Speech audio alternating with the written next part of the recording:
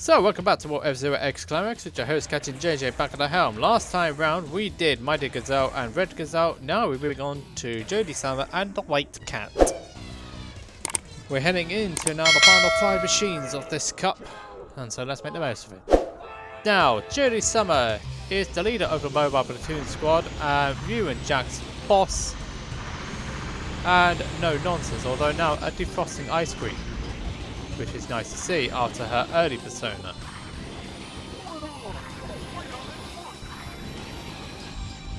She was basically wondering in episode 40 what on earth she got herself into when Billow and Jack decided to go on a bit of a spat again. All because they wanted to go on a coffee break, and it all went a little bit haywire, to say the least. Just different centuries, that's all it is, it's just different centuries. Relax, Jack's a 23rd century guy, he's just a little bit more flexible when it comes to dancing. Well, by his time, he's spread across half the galaxy. And if you're anyone's wondering, that's a Doctor Who reference.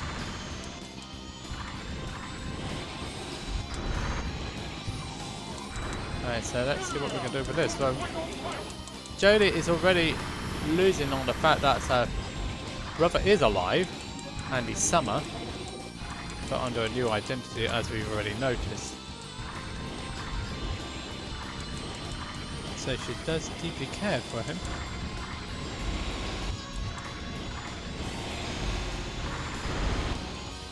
I had nothing to do with those machines being destroyed, matey. You see, when it's on jumper settings, you can lap opponents. Oh, there goes Twin Dorita, just being destroyed. See you later, Twin Dorita. So, let's see who finished and who didn't. Doing sure was the last one who didn't finish. Multiply being multiply. Now we're on to Big Billow. And then after that episode of 40, she has to keep you in check and keep him on the straight and narrow, as Ryu is soon being revealed as the saviour of the galaxy. So Jodie and the rest of the mobile platoon squad have to keep him from going insane. No easy task. What a pain. That is definitely Captain Falcon on the way out. This is not the best start in the world. Look at all these AI machines. They're just throwing themselves like nobody's business. Dear me, this is not the best start in the world.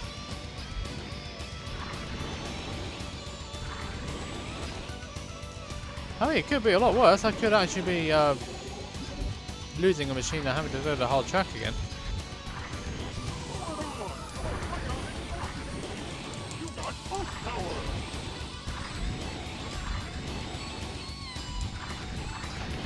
Ah, dear me, that's not great. He seems to be having a bit of a mess up here.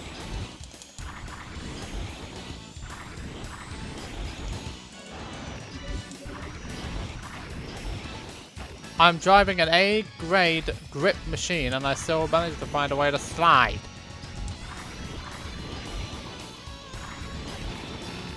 And I still find a way of getting too close to the wall.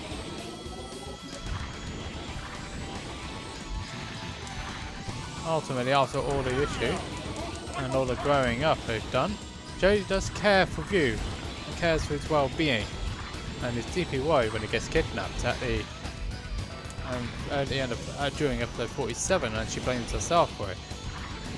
Bit of context there: Black Shadow invited Ryu on a 101 basis, mano on mano, as you probably guessed it, which doesn't end well for Ryu because Black Shadow has got 2 reactor mites in his machine in comparison to Ryu's 1.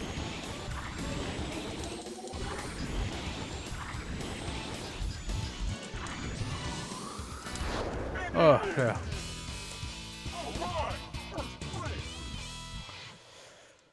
Whew, yeah. Big Billow out of the way. Yikes. That track is just a pain in the backside. ED has yet to score. Yeah, it definitely was Falcon Cross for 18th. Sorry, brother.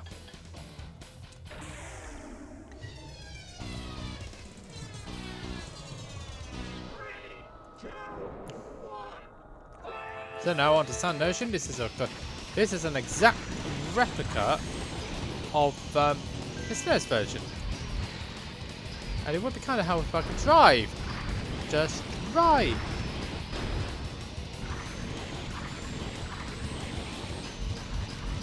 She also takes part in a death race in episode 42, but is still wondering about her lost brother when in episode 38. Sometimes you gotta wonder why these things happen.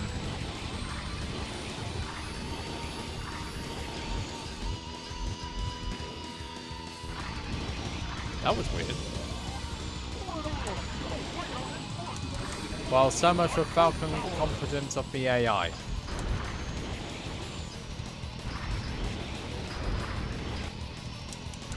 I did kind of suspect that would happen though for some reason.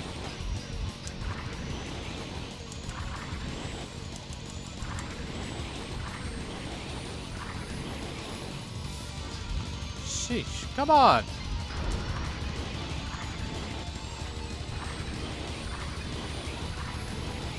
That's the big advantage of having an A grip. That's the big advantage of having A grip. A grade grip. You can do tight corners like that.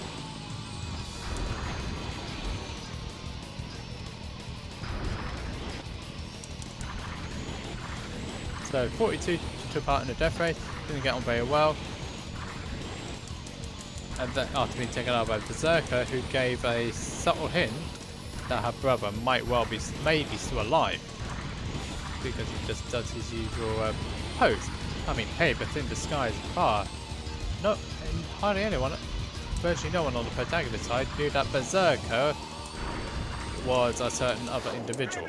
But that machine's out of the way. At least it was after the race.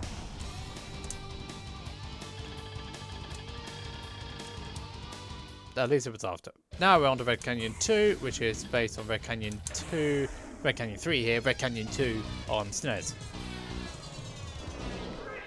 So let's see what we're going to do here. Right, so here we go. Ironic, you know, the really strange thing is this track was a replacement of Red Canyon 1. Red Canyon 1 judged to have been too small. Get out of the way, Zuda. Get out of the way, Zuda, you troll.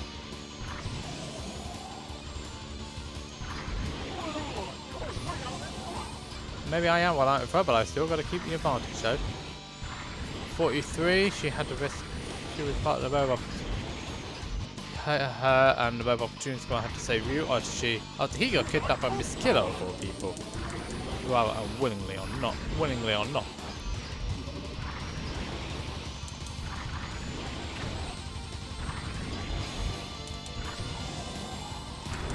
But they were able to save him there. And so he lived to fight another day. 44. A 1v1 death race against Zuda with Reactor Mice. That did not end well because of Black Shadow's manipulations. Both of them was getting killed in the name of science, according to Black Shadow.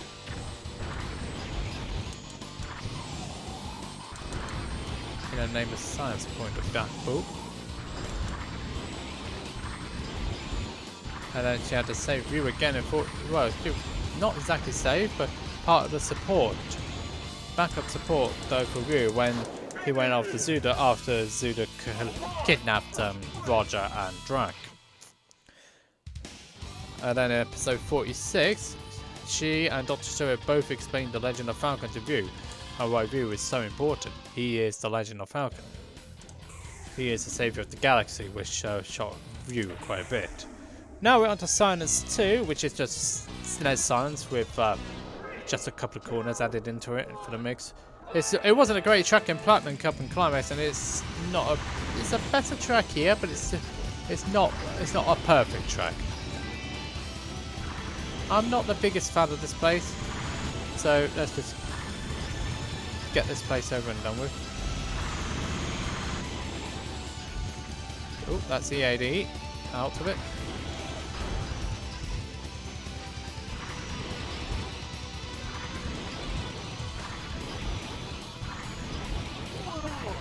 I mean, it's made a little bit more fun in the fact that this has been remixed in X, but beyond that, this track is not a favourite of mine.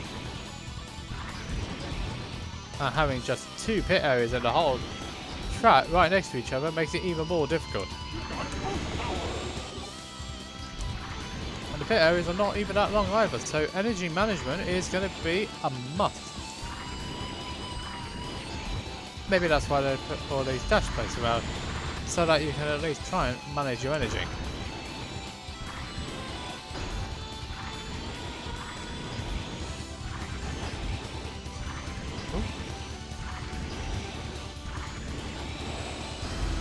Now, if you're wondering why I'm not taking the jump, this is the simplistic route I'm taking, just to make sure you guys and gals who see this can clear this with a bit of knowledge.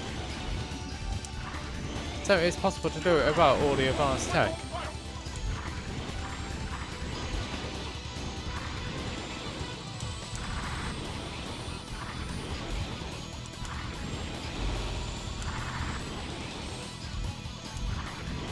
Alright, so let's see what's going to happen here. Whoops.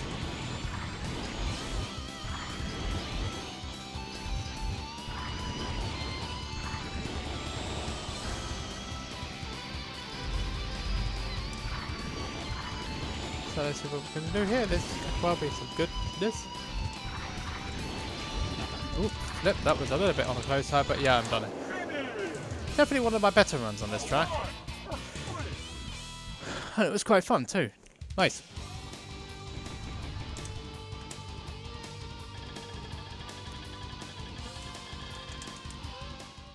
Now we're on to 5 field 3. 47. 5 field 3, which is based on SNES 5 field, and yeah, it's the hardest track in the game. So anyway, for the last part of the anime, 47, Jody and Wisely. Oh, nothing I could have done then.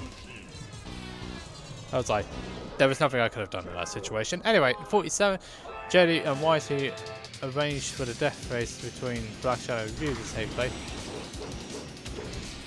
I had to this time round. I was not taking any chances this time round.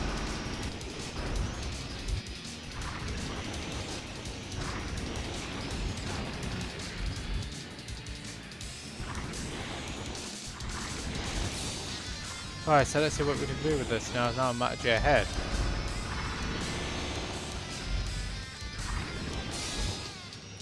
But they were able to rescue View and also saw Captain Falcon come back. So, the hero side is definitely on the increase. 48, I don't really think you make too much of an appearance in episode 48. 49, she joins Captain Falcon investigating the F-Zero committee with Deathborn at the helm, which confirmed Falcon's suspicions. And so they both worked out together. Jodie went after Deathborn while Captain Falcon went after Black Shadow. Unfortunately for Jodie, she almost got killed by a bomb planted in Deathborn's hotel room. But it was the quick thinking of EAD, though, that saved them both. So both survived that particular occasion. So episode number 50. She supports View again. The mobile platoon squad now working as a complete unit, which is fantastic to see after what happened in the first episode.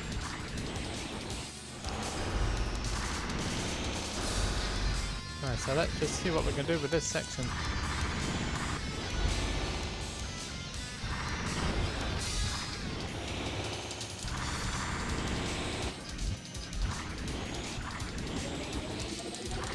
And a pretty good job in that section as well. Oh, dear me, that definitely worked out in the end, which I'm glad about. Hello, Mario.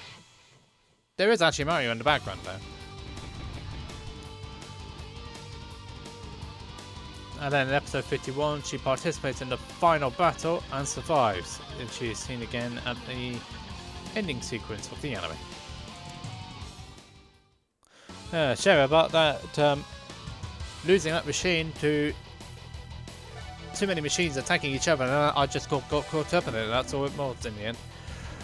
But anyway, that is the bronze, silver, gold, and platinum cups all completed now with Jodie Summer and the White Cat. So, yeah, it's a nice little machine to use if you want to use jumper settings, and if you're a beginner, the good grip will certainly help you here. But if you want to do advanced tech, well, it's a little bit more on the difficult side because of the mediocre boost and also the high grip that the White Cat offers. So, best to be used as a beginner machine, or if you're used to the jumper setting machines. But advanced tech, doable but difficult, so I wouldn't recommend. But a nice machine overall. Anyway, on to the top 3 now. Skull and Sonic Sanctum in 3rd place. Second place is Super Arrow and the King Meteor. And last but not least, the winner of the Platinum Cup, myself, Jodie Summer, and the White Cat. You will never guess this one. That is from episode 22, when they're trying to repair the warp gate with Dr. Stewart and EAD. Hey, you wouldn't think about that, now would you? It took me a while to figure that one out, I gotta admit. Anyway, if you did enjoy this episode, please do leave a like, subscribe, share the video, hit that notification button. And we're heading into the 4 original machines next time with 5 Stingray. And until then, this is Captain JJ signing out.